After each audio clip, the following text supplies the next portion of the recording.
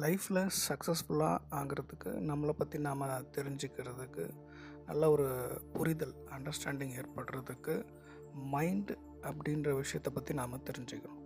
Mind understanding நமக்கு இருக்கணும். அப்படின்னா என்ன?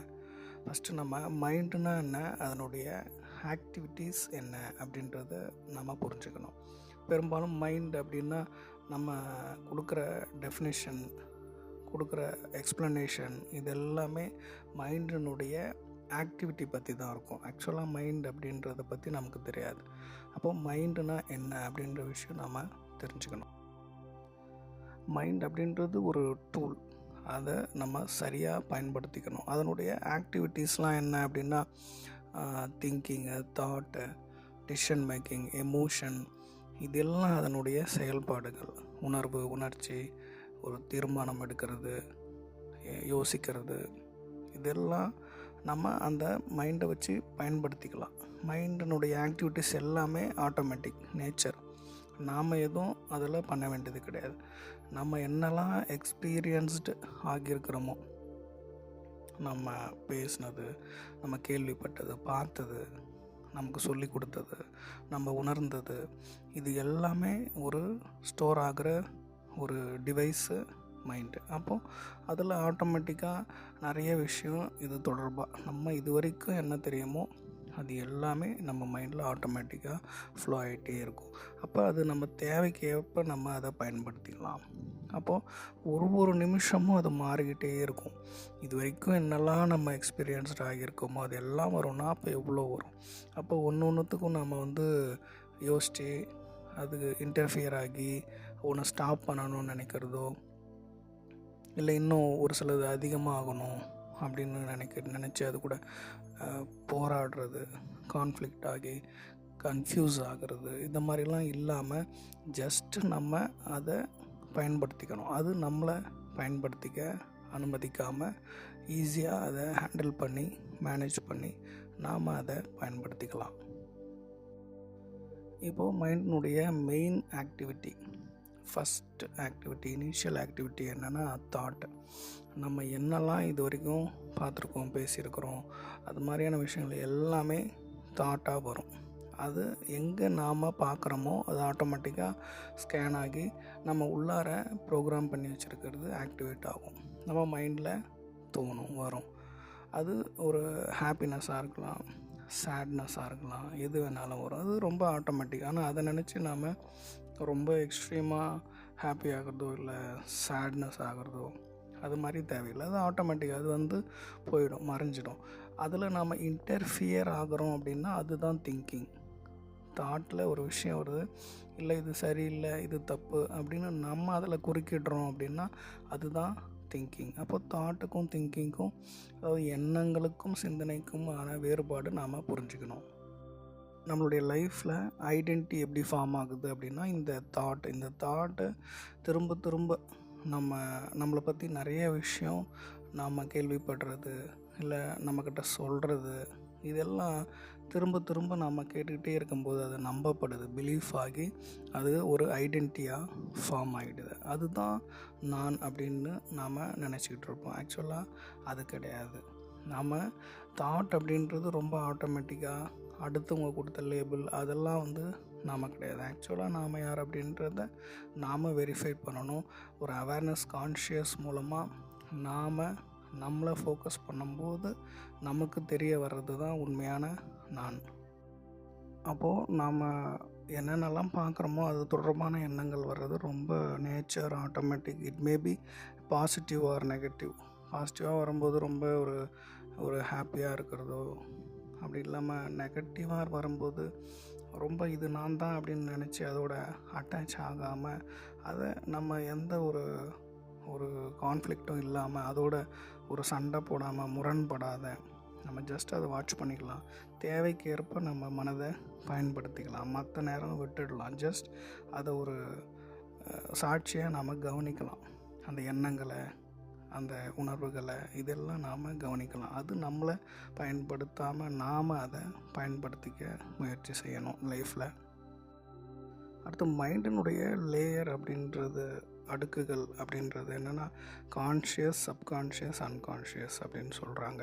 இப்போ கான்ஷியஸ்னால் நம்ம இப்போது என்ன நம்ம பேசிகிட்ருக்கோம், படிக்கிறோம், இதெல்லாம் விழிப்பு நிலையில் நாம் ஒரு விஷயம் பண்ணுறோம் அப்படின்னா அது கான்ஷியஸ். அது கான்ஷியஸ் அப்படின்றது விழிப்பு மனம்.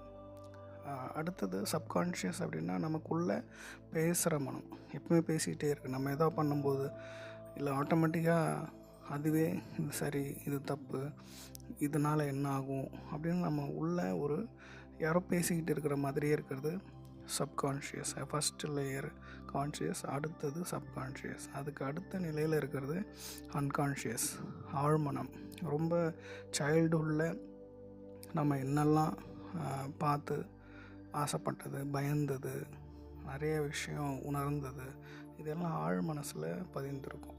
அதிலிருந்து தான் சப்கான்ஷியஸுக்கு வந்து அதுதான் கான்ஷியஸில் செயலாக டெய்லி நடக்குது. அப்போ தினமும் ஒரு விஷயம் பண்ணுறீங்க கான்ஷியஸ் மூலமாக, அது ரிப்பீட்டடாக பண்ணும்போது அது சப்கான்ஷியஸில் பதிஞ்சு அது மாற்றவே முடியாது அப்படின்ற பட்சத்தில் அது அன்கான்ஷியஸ் ஆழ் மனசு வரைக்கும் பதிஞ்சதை நம்மளால் மாற்ற முடியாது.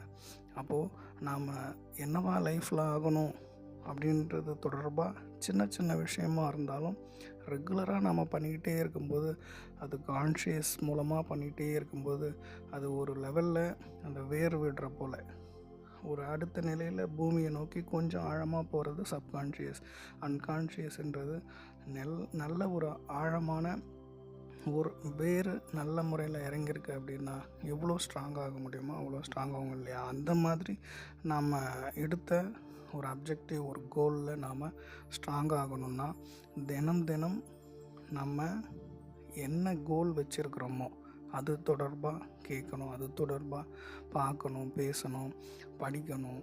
அப்போ அது தொடர்பான எண்ணங்கள் வரும், அது தொடர்பாக நம்ம சிந்திக்கலாம், அது தொடர்பான ஆக்டிவிட்டி நம்ம பண்ணுவோம்.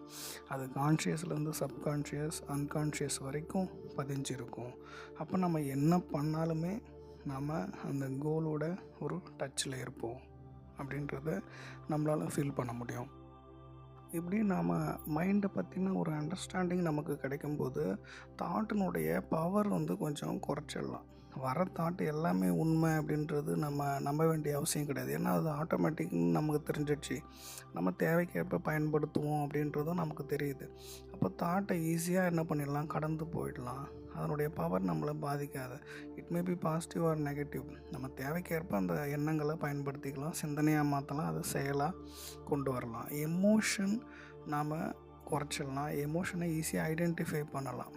நம்ம ரெஸ்பான்ஸ் பண்ண ஆரம்பிச்சிடுவோம், ரியாக்ட் பண்ண மாட்டோம். ஏன்னா எமோஷன் எப்படி வருதுன்னா தாட் ரிலேட்டடு, ஒரு திங்கிங் ரிலேட்டட், எண்ணங்கள் சிந்தனை தொடர்பானது எமோஷன்.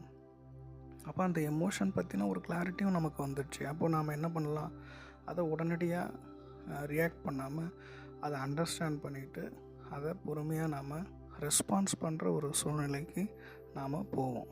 ஒரு கிளாரிட்டி இம்ப்ரூவ் ஆகும். சாய்ஸ் நிறையா க்ரியேட் ஆகும். சாய்ஸ்னால் நிறைய தாட் இருந்தால் கூட ஒன்றுத்துக்கும் கான்ஃப்ளிக்ட்டு, அது மாதிரி எந்த ஒரு முரண்பாடு இப்படி எந்த ஸ்ட்ரெஸ்ஸும் இல்லாமல் சாய்ஸை நாம் ஈஸியாக செலக்ட் பண்ணுற மாதிரியான ஒரு சூழல் நமக்கு ஏற்படும். என்னென்னா இதை பயன்படுத்திக்கலாம், இந்த தாட் ஓகே, இது தேவையில்லை அப்படின்னு தள்ளிவிட்டுடலாம். ஒரு ஃபிஷ் டேங்க்கில் நிறைய fishes different types of colours இருக்குது அப்படின்னா நிறைய ஃபிஷ் இருக்கிறது நம்மளுடைய மனம், நம்ம நிறைய எண்ணங்கள் இருக்கக்கூடியது அப்படின்னா அதில் தேவையானதை மட்டும் ஃபிஷ்ஷை மட்டும் நம்ம பார்க்குறோம், அதை பார்த்து ரசிக்கிறோம், அதை எடுக்கிறோம், இல்லை அதை வாங்கணும் அப்படின்னு நினைக்கிறோம். நம்மளுடைய பார்வை நமக்கு பிடிச்ச அந்த ஒரு சில மீனை அதுக்கு மட்டும் கொடுக்குறோம் இல்லையா? அது மாதிரி தான் நிறைய தாட்ஸ் நம்ம மனசில் ஓடிக்கிட்டு இருந்தால் கூட அதெல்லாம் ஆட்டோமேட்டிக் நேச்சர், இயற்கையானது, அதெல்லாம் ஒன்றும் பண்ணுறதுக்கு இல்லை. அதில் நமக்கு தேவையானதை எடுத்துக்கலாம், தேவையில்லாததை விட்டுடலாம், அதை நாம் பயன்படுத்திக்கலாம், அது நம்மளை பயன்படுத்தாமல் பார்த்துக்கலாம் அப்படின்ற ஒரு ஆப்ஷன் நிறையா வரும். இப்போ வரக்கூடிய எண்ணங்களை நான் தான் அப்படின்னு நம்ம நம்பிட்டோம் அப்படின்னா அது ரியாக்ட் பண்ணுவோம். நான் இல்லை அப்படின்னு கடந்து போகும்போது நாம் அழகாக ரெஸ்பான்ஸ் பண்ணுவோம். இது ஃபைனலாக நாம் யார் அப்படின்னா இந்த தாட் உடையவன், இந்த திங்கிங் உடையவன் அப்படின்னு யாரும் சொல்ல மாட்டாங்க. இந்த ஒரு நம்ம செய்யக்கூடிய செயல் தான் நாம் யார் அப்படின்றத தீர்மானிக்கும். அப்போ எண்ணங்களோட அட்டாச் ஆகி ஃபீல் பண்ணாமல், எமோஷன், திங்கிங் இதோடலாம் சேர்ந்து கன்ஃபியூஸ் ஆகாமல், இது எல்லாமே ஓரமாக வச்சு, இது எல்லாமே யாரோ போல் அதை பார்த்து தேவைக்கேற்ப அப்பப்போ அதில் என்னென்ன பண்ணணுமோ பண்ணி, ரொம்ப ஒரு கான்ஷியஸாக நம்ம ஒரு ஆக்டிவிட்டி செயல் செய்யும்போது நம்ம லைஃப்பில் சக்ஸஸ்ஃபுல்லாக ஆகலாம். செயல் தான் நம்மளை தீர்மானிக்கும். அப்போ இதோட முரண்பட்டு இதுங்களோட போராடி ஒன்றும் ஆக போகிறதில்ல அப்படின்ற ஒரு கிளாரிட்டி நமக்கு வரணும்.